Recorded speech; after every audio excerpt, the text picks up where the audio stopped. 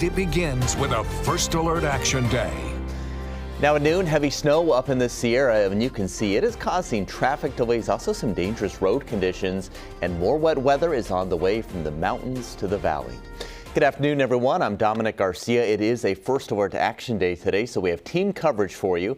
Your reporters, Carmela Karcher and Esteban Reynoso, they're covering street flooding, also some of those downed trees. But First Alert meteorologist Ashley Namfria and Brian Schofield are tracking strong winds, also that heavy snow in the Sierra, and even more thunderstorms on the way. So much going on. We need two of you today. All right, so let's start off with your reporter, Carmela Karcher, in Sacramento County with how city and county crews are managing clogged storm drains and also some of the ponding water on roadways.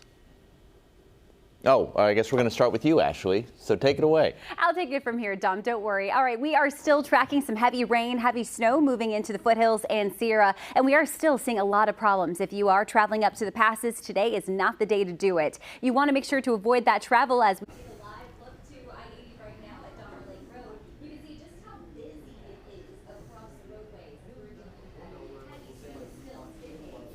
I don't know why my mic's not working, but hey, as we take a look at that heavy snow, it continues to fill in across the mountains. The summit also very busy right now too. As we look at Donner Summit, you can see just the visibility reduced down to several miles at certain points, if not less than a mile, and also along with it the very, very heavy snow that's collected on the roads. As we take a look at satellite and radar, we are going to continue to follow all of that snow that's still moving in this afternoon. Heavy at times through the rest of today, but we've got more on the way later on this evening. Right now we're seeing that changeover from rain to snow as you get closer to Yuba Pass, and then heading up towards Donner Summit really starts to stick around portions of Khyber's. That's where we're seeing that transition line. So snow levels have dropped down to about 6,000 feet at the lowest point, but will continue to drop down to about 4,500 feet as we get closer to this evening. We've got a winter storm warning in effect across the mountains as we continue to track all that snow, but here's a look at how much we've picked up so far. You can see Mount Rose at the top of the list, 39 inches of snow. North Star at 27 inches as you near Kirkwood, 24,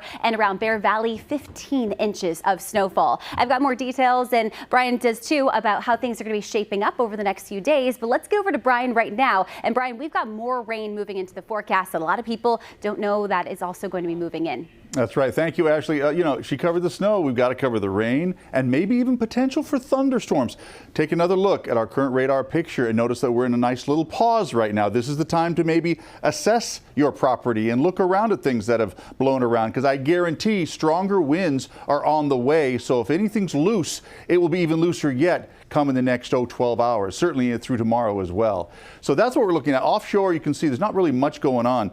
Definitely seeing that break lasting a little bit longer. See all that clearing right there? Might even get a little peek of sunshine. Don't let that fool you. That'll just heat some of the lower layers. And then we're talking about some early evening thunderstorms. But here's the way it plays out when we actually put in the Futurecast. Futurecast will give you an idea of exactly what's going to happen. So far, heavy stuff in the mountains. We obviously know it's a big mountain event. And then here comes that next banding. Like I said, early this evening possible, but even more so with that next little band coming through. That was one front and another one in behind this after another little pause, and that'll last through Christmas morning very early. You might be sleeping through some of that, but I guarantee tomorrow looks like an even busier day than today, certainly because that low offshore stays offshore. So it just keeps sending energy our way, and that's what will keep the winds as a very prolonged event through tomorrow as well. You see we're getting one banding after another. And of course the snow continues across the board even through Thursday evening. So consider that when you're out and about. It'll last at very least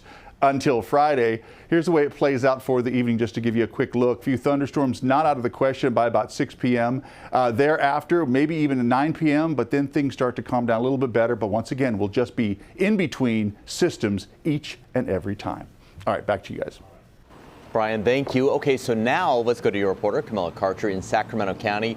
With how city and county crews are managing to, kind of clear some of those clogged drains, get ready, for round two of this, Carmela. Yeah, Dominic, it's already been a very busy morning here for Sacramento County. Now, we're here at the intersection of Madison and San Juan Avenue. It was just flooding earlier this morning. This area is prone to flooding, but as you can see, they have since cleared it up. It is all hands on deck here in Sacramento County. They are all hands on deck, fully staffed despite the holiday. They say they've received nearly 30 calls for service, whether that be for plugged inlets or street flooding. They also had reports of 15 down trees so far, so crews are in the process of cleaning that up, but the county is asking for the public's help during these breaks in the rain. Have any situations aren't the big river flooding, but the street flooding that occurs because of localized blocked drains. So if we can make sure that the public assists us during the down times to clear leaves and debris, and to call 911 if you see something that's really huge in your area, let us know. We'll come out and clear up. Now, they did also say the best thing that the public can do is dial 311 if you do see any down trees or any street flooding. And of course, they are saying that although that the traffic will be a little bit lighter today because it is the holiday, they still say do not drive through any of those flooded streets because they don't know how deep that water actually goes. And of course, just stay cautious on the roads. But we will be tracking the storm system throughout the rest of the evening today. All right, Carmela Karcher reporting live. Carmela, thank you. And look at this. If you were in Galt, they captured these photos of a huge tree fell in their neighborhood.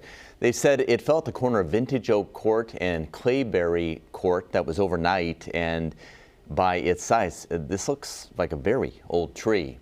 And those strong wind gusts overnight and into the morning, they knocked down multiple trees here in our area. Let's go to your reporter Esteban Reynoso, joining us live in Arden Arcade area. With some of the damage, we can see a pretty good amount right behind you.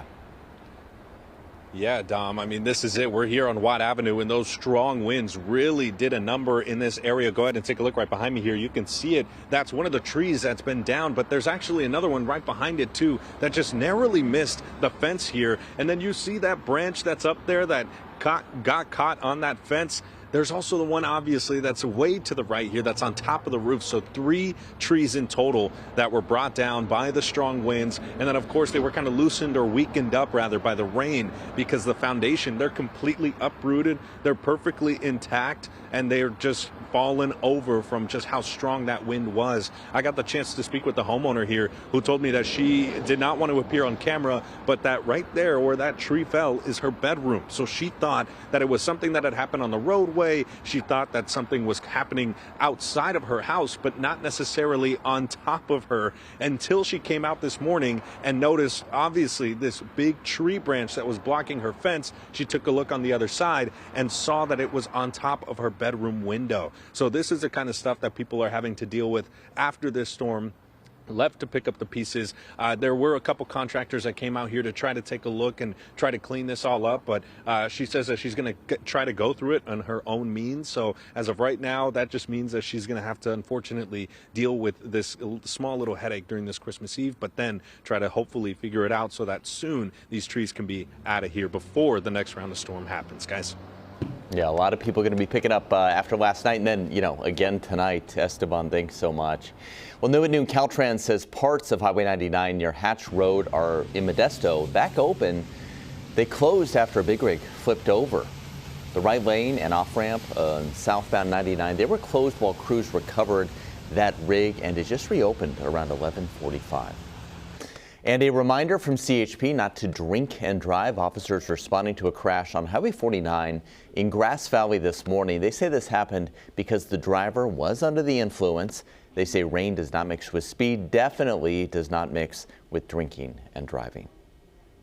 Well, outside of the valley, the Sierra, they got some serious snow. We sent photojournalist Dave Grassoff up the hill this morning for a closer look at those conditions.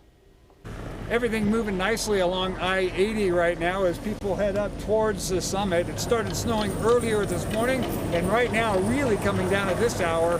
Meanwhile, the chairlift sits idle at Sugar Bowl. The snow is starting to pile up, which is welcome news after a dry December. It's really exciting to see the snow finally falling, and it's a little wet, but that'll be good to pack down the base, and hopefully we'll get to see everybody on skis by this weekend. At the Soda Springs store, business is picking up with this much needed snowfall. So it's going to be a crazy storm. Everybody's stocking up, so that helps us. And then starting on Friday, I think all the resorts are going to be open. get slammed, but I'm looking forward to it after the slow fall. Sugar Bowl plans to open the day after Christmas, making for the most wonderful time of the year. It's exciting to see it because I can't wait for the rest of the winter to come now. Conditions continue to fluctuate here in the Sierra, so get on the Caltrans website for the latest road conditions. Back to you in the studio. All right, Dave, thanks so much. And here is a live look at that radar. A lot going on right there. We're going to have continuing coverage throughout the day. So live conditions right there, and we'll have much more coming up after the break.